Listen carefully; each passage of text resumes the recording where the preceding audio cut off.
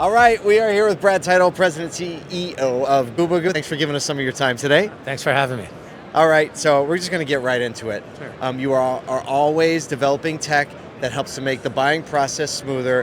What's the tech that you're focused on this year at the show? So I think that one of the big releases this year is the bundled F&I menus. Being able to behaviorally adapt the menu to the buying condition of the consumer, their wants and choices. Another one is just using some of the AI to be able to answer questions more effectively and assist the operator. Is another. All right, let me stop you right there, because there are a lot of people who throw around the letters AI, and everybody can mean something different, and sometimes it is, sometimes it isn't. When you think AI and deploy AI, explain what that means. So our AI is a sister. So if it can answer the same question and repeatedly handle it, we'll handle that on certain things like a call to action. But in a chat conversation, we like to use the AI to research the information to help the operator be more efficient. So we keep the human element in there. That's a big difference. It drives a higher result with conversion as well. So it's a very trackable deployment is what you're saying. Absolutely.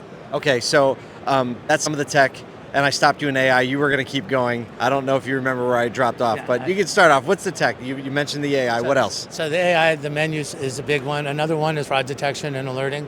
You know, when you're dealing with online retailing, you've got a lot of fraudulent people that can try to game the systems. So we have released a new feature that has brought the fraud detection into the tool to make it more effective. Those are the primary big releases. In addition to that, our in-store experience with the online retail. So we've perfected the workflow from online to in-store, and now we've improved the consumer experience when the consumer shows up where they can continue where they left off on the same workflow and complete the end-to-end transaction. So, you know, those are the prominent major release features. It's all about perfecting our craft, perfecting the consumer experience. That's what's going to drive adoption and greater trust at the store level with the users. So those are the core pieces. Got it. And when COVID hit, we saw a mass migration to what we call digital retailing. Yes. And then as COVID let up, we've seen a little bit of a regression from digital retailing, right? People going back to like what they know or what felt familiar, despite the evidence being shown, just because it was comfortable. Why is it so important for dealers to be leaning into digital retailing technology and overall processes from online to in-store? Why is that such an important thing now and moving forward? Well, I mean, first of all, it's a way to build better trust with the customer. I mean, a customer can control the speed of their sale, the deal. They understand the inner workings and mechanics of what they're buying. Plus, you know, you're building confidence, you know, and you're saving the customer time. And I think that when you remove the friction from the buying process for the customer, I think you enhance the experience of the purchase, and that's building loyalty with the customer. Because a lot of people are tired of the friction in the car buying experience, and being able to bring a frictionless experience that saves time and gives confidence to the customer is what dealers need to be focused on. What are the reasons that you hear? Because obviously you have your sales team and you have your service support team, so you're hearing all the time what dealers are thinking about this or that. What is the generic or general pushback that you get to implementing a more streamlined and interconnected digital retailing experience? Why do people say they don't want to do it? It's primarily old habits die hard. You know, we're in the retail business, and dealers make a lot of money when they advertise and spend and when inventories are at the right level. So it's easy to break process and routine to stick to what you know and do very well. And I think that is one of the biggest things that where COVID, you know, fast track car buying was there was no choice.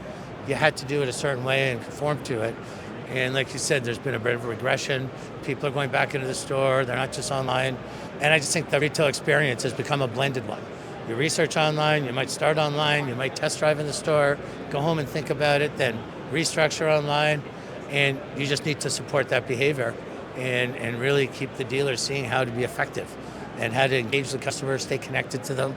You know, with the whole landscape of CDP now and the deprecation of cookies coming, there's more powerful ways to stay connected to these consumers on site or when they're off site and how to re-engage them. So it's a constant education, it's a transformation that the space is going through, and we've been in it for 4 years. It's been disruptive, and I think the CDP will also even make it more disruptive. Oh yeah. And that's where the push-puck comes in, because when you know how to do it one way and it works, you know, trying to change the game is hard. Until someone takes away that one way. Right. And I think that what happened in automotive retailing during COVID with digital retailing just helped push everything faster now than it was prior. So I think that over time, it's like CRM adoption. 20 years ago to today. Now it's a core system, and 20 years ago it's like pushing water up a hill to get usage. So isn't that funny? Well, that's a great way to get me to my last question. You're always paying attention to what's over the horizon, right? And especially as a tech company. I'm going to skip 2024. okay. If you could wave a magic wand, and you would be able to say, this is what we've accomplished by the end of 2025, 2 years from now. What magic wand would you wave, and what would things be looking like at the end of 25? Well, that's a great question, because I have a very clear vision plan. We have one at Reynolds and Gubagoo. We're releasing an all-in-one retail CRM solution that will change the game, contact management, where it's now engagement. So being able to pull up a customer record and see if they're on WhatsApp talking, or not have to send an email, and be able to engage them through that, and have the ability to pencil a deal, craft a payment, push it to the customer, and have the contact management all as part of that omni-channel engagement, backed and powered by a fully vertically integrated omni-channel that has business insight and analytics, is where I think that I'd like to see where we land in 25.